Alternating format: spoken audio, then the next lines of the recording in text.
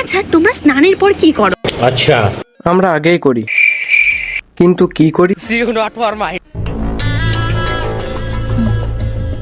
কি হচ্ছে কি রে মারা এসব?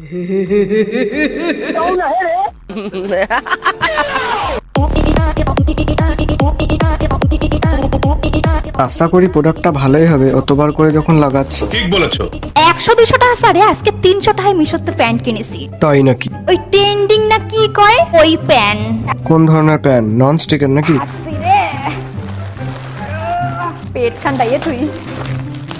এ তো সেই সাপড়ি প্যান্ট। কেন, তুই কেনার আগে দেখিসনি নাকি? পরে দেখাচ্ছি। তা দেখাও।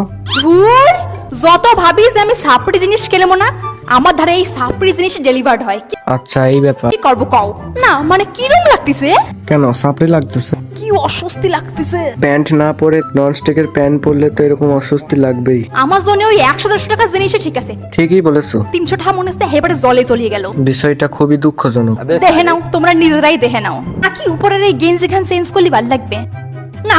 আমার ভাল লাগে নাই। তোমাকে লিংক চাইলে কমেন্ট করো। ব্র্যান্ড প্রমোট করবা ভেবেছিল, পাবলিকে ফ্রি কনসার্ট দিয়ে ফেললো।